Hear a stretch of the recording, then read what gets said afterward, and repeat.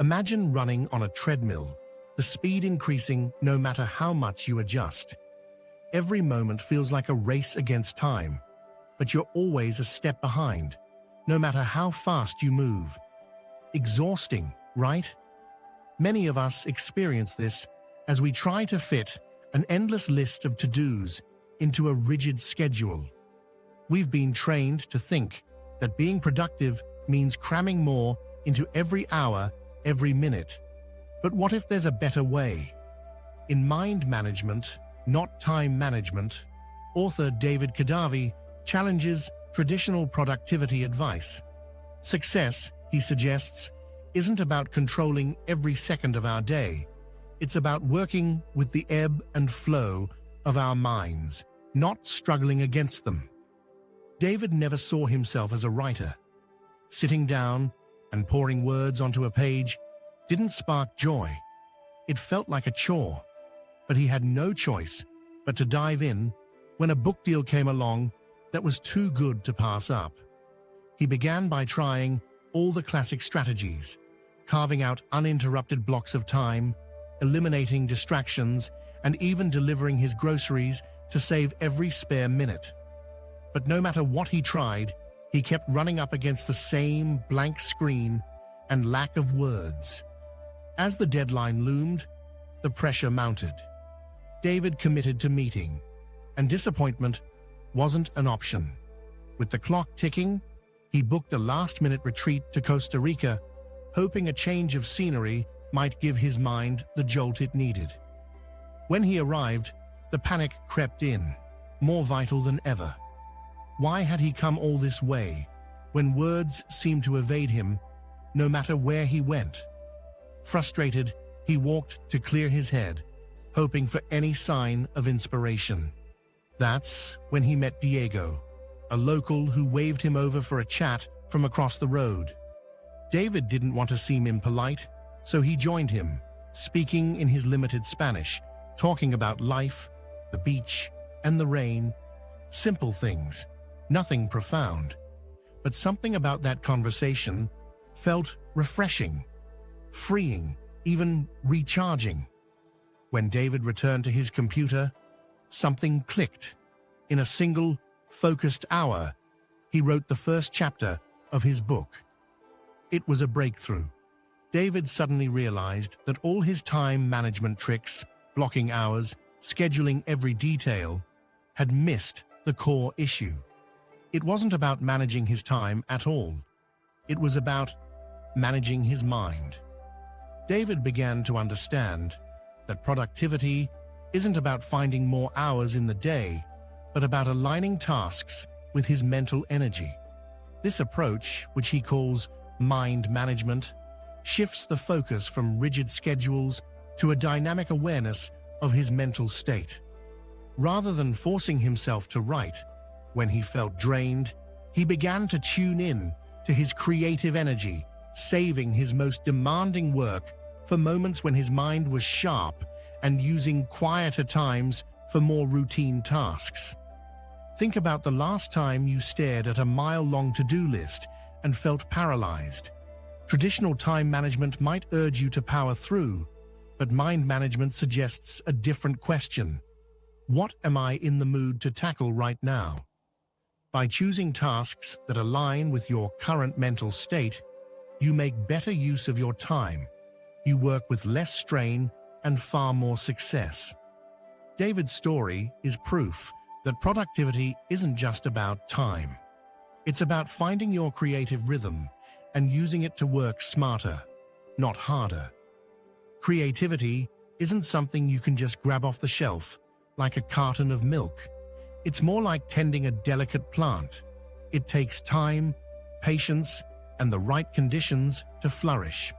Whether you're weaving words into a story, writing the notes of a song, or painting a blank canvas, your creative spark depends mainly on your state of mind.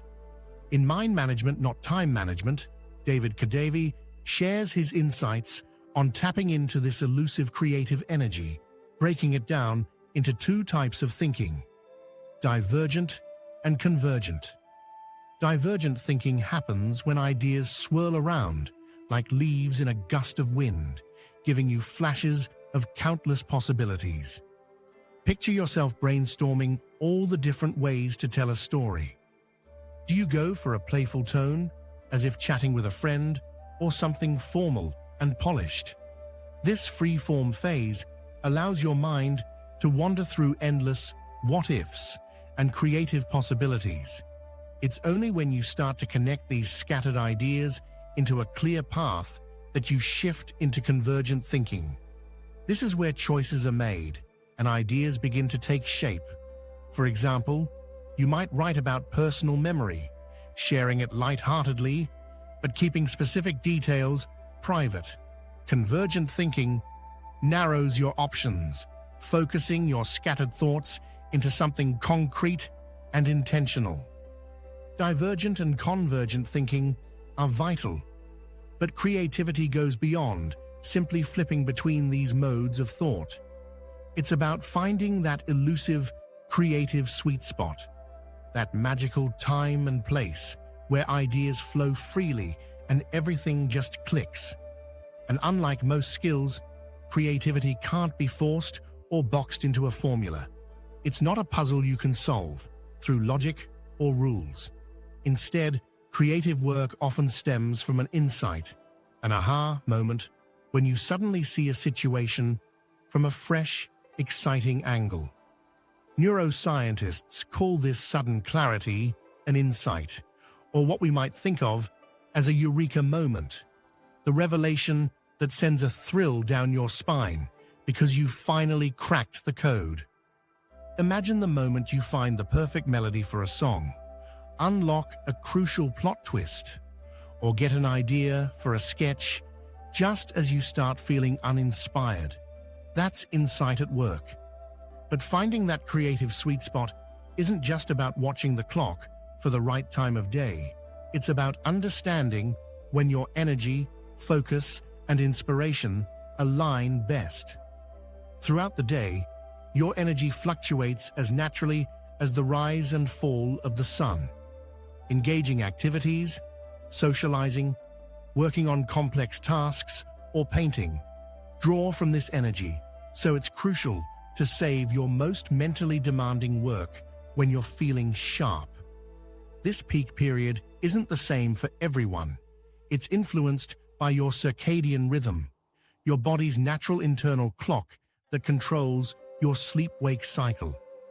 Imagine your circadian rhythm as a gentle wave that rises throughout your day, making you feel more awake and alert the longer you stay active. But here's the catch. This alertness competes with your sleep debt, the energy drain that builds up when you lack rest. Ever notice that mid-afternoon slump around 2:30 p.m. when your brain feels sluggish? Your circadian rhythm and sleep debt collide, pulling your energy levels down. By paying attention to these natural cycles, you can uncover your most productive moments and transform your sporadic creativity into something reliably powerful. For many of us, the morning is like striking gold when it comes to getting things done. It's when our minds are clear, our focus sharp, and our energy levels high. Top performers know this well, like elite violinists who spend the first 2 to 4 hours each day practicing with complete concentration, making every minute count. Iconic writer Virginia Woolf and psychologist B.F. Skinner followed similar routines, using their mornings to create some of their most influential work. In Mind Management, Not Time Management, David Kadavy introduces a principle he calls the first hour rule. The idea is simple, yet powerful. Dedicate the first hour of your day to the project that matters most, which aligns with your highest priority. This isn't just about ticking boxes. It's about making progress on something meaningful before the day gets bogged down with other tasks. By focusing on that one task first thing in the morning, you sidestep distractions, tackle the most significant challenge when your mind is at its peak, and significantly reduce the chance of procrastination.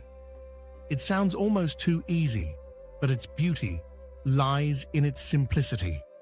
Starting your day with what matters most allows you to face the rest of the day with a sense of accomplishment and confidence.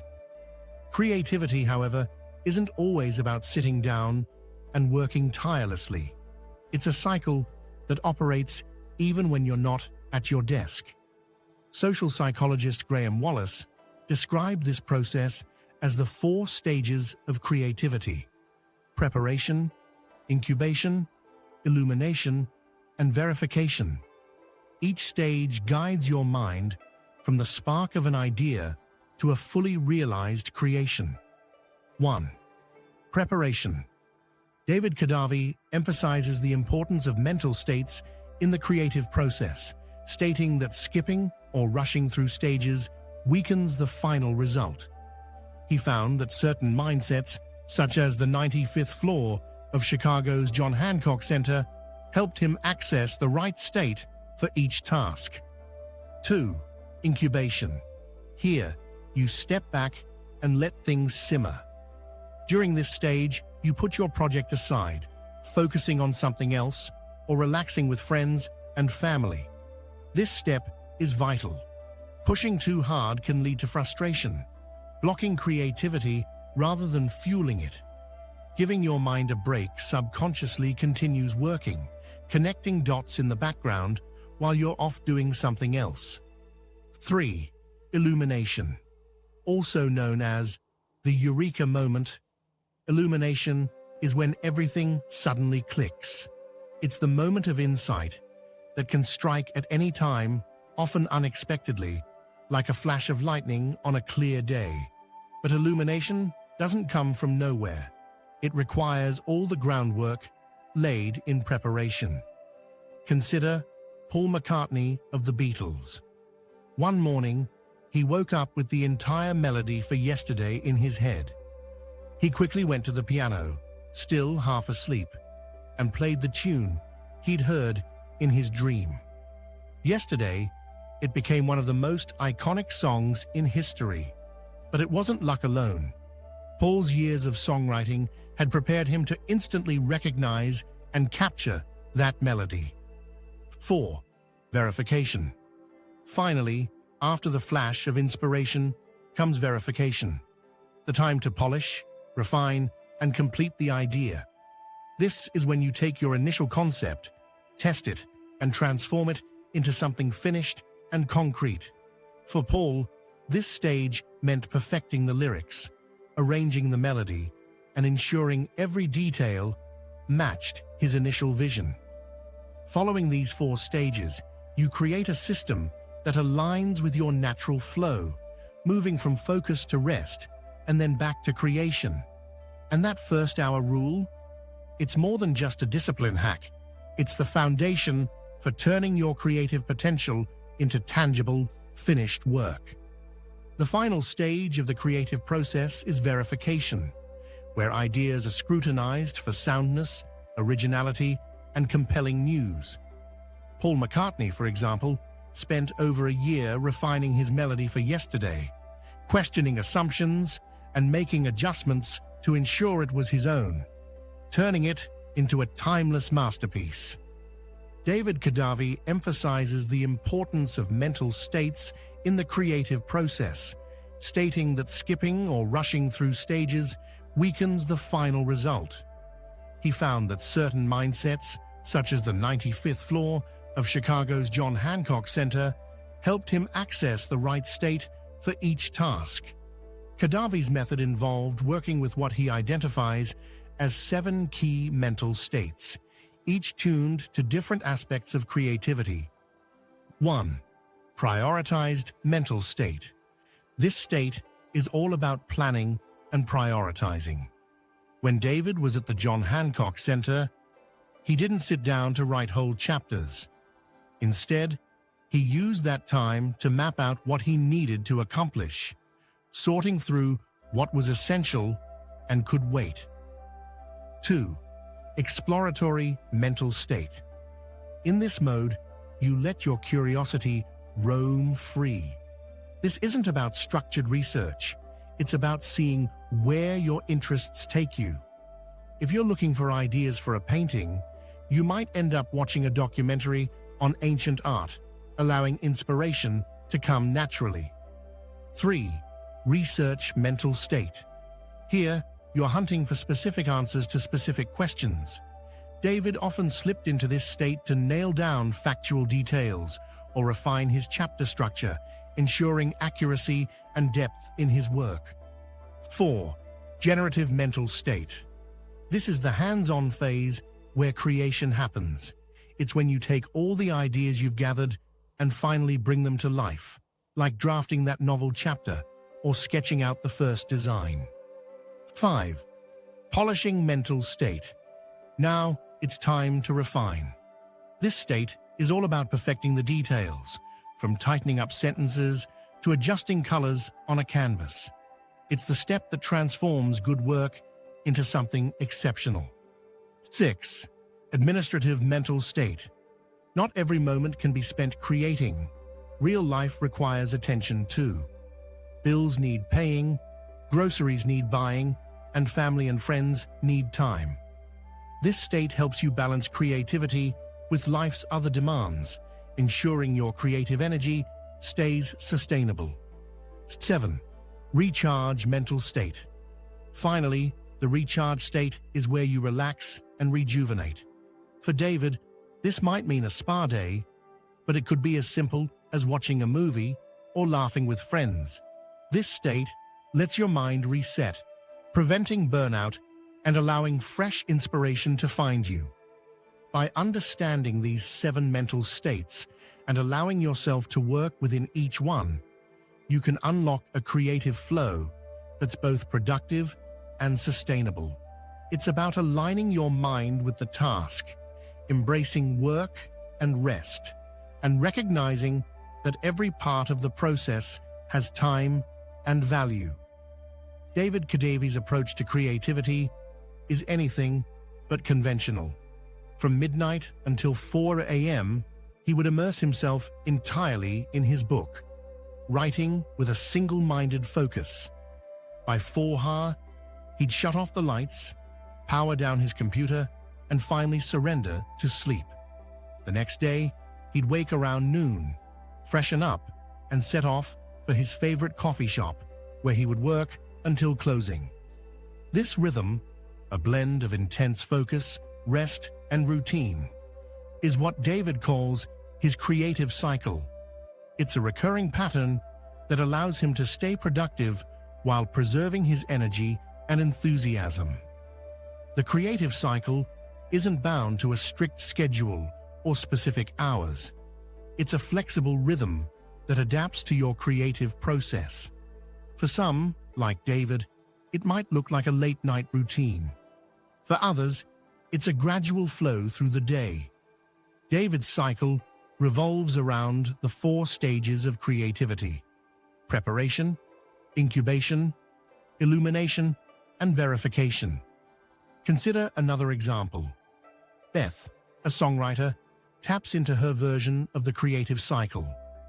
She starts her preparation phase at night, gathering inspiration and diving into research as the world quiets down. Around midnight, she heads to bed, allowing her mind to rest and subtly process everything she absorbed. This is her incubation stage. The following morning, she wakes with a spark of inspiration, an illumination moment, as lyrics drift into her mind while she has breakfast. Quickly, she scribbles down her ideas and spends the afternoon refining them, tweaking each line and choosing the perfect instruments. This is her verification stage, where she turns raw inspiration into polished art. Whether you're a night owl like David or follow a balanced cycle like Beth, the key is discovering the rhythm that aligns with your natural creative flow. Creative cycles prevent burnout by syncing with your energy, helping you create consistently over time. Creative systems, a lifeline in the chaos. During an interview with Dr. Rock, a renowned author, David faced an impossible situation due to construction noise and unfamiliarity with Panama City. Creative cycles establish a rhythm, while creative systems provide structure. David's experience changed his understanding of the mind's role in creativity. Instead of giving up, David relied on his creative system. He broke down each obstacle and found small but workable solutions. His mindset shifted from frustration to action, and he salvaged the interview by addressing one issue at a time. It was a turning point, proof that his creative system could guide him through even the most challenging situations. A creative system is a repeatable process that keeps momentum in creative work, focusing on the minimum creative dose. This helps avoid feeling overwhelmed and progresses gradually. David emphasizes the importance of open loops, lingering tasks that stay in mind awaiting completion, to keep ideas and goals at the forefront without immediate action. With a balance of creative cycles and systems, you establish a rhythm and structure that supports you through every phase of creativity, from late-night brainstorming sessions to unexpected challenges. By embracing this approach, you unlock your full creative potential, pushing boundaries without sacrificing your well-being. Open loops can feel like clutter in the mind, taking up valuable mental space until a task is finally completed. But when it comes to creative work, they're surprisingly beneficial.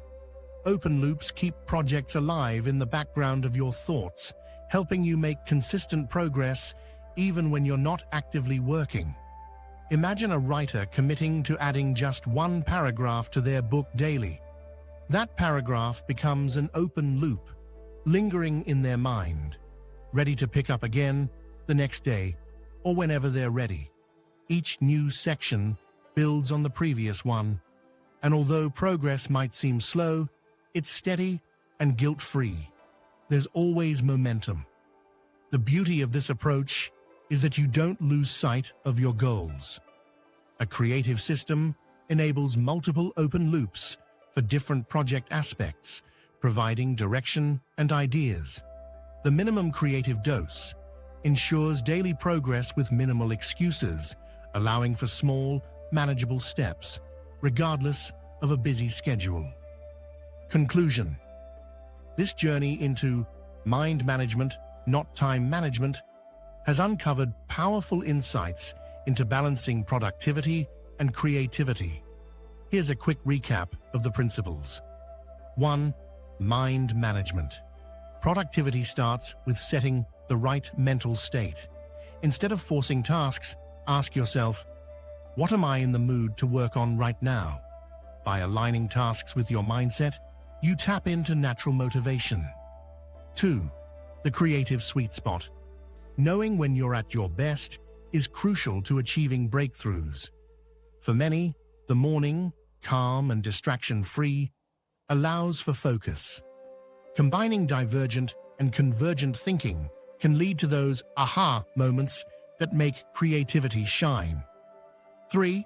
The 4 stages of creativity. To create something meaningful, follow the entire cycle of preparation, incubation, illumination, and verification. Each stage builds on the last, helping ideas evolve from sparks to finished works. 4. The 7 mental states of creative work. Prioritizing, exploring, researching, generating, polishing, administrating, and recharging give structure to each stage, ensuring that your creative energies are balanced and directed. 5. The creative cycle. By balancing creative work with rest, you create a natural rhythm for productivity. The creative cycle can align with daily patterns, weekly goals, or seasonal moods, whatever works best for you. 6. The creative system. This overarching structure guides you through each step of the creative cycle. Open loops and the minimum creative dose make it sustainable, helping you move forward even during busy times. In a world obsessed with speed and efficiency, taking a slower, more thoughtful approach to creativity is a breath of fresh air. Creativity unfolds at its own pace, and sometimes the best ideas come to those who linger and savor the process. So embrace your rhythm, keep open loops alive, and enjoy the journey. Good things, as they say, come to those who wait. Thanks for joining this deep dive into mind management and creativity. If you found these tips helpful, hit that like button. It helps support the channel. Don't forget to subscribe for more insights and strategies to elevate your creative process. Join us next time, and until then, keep creating and stay inspired.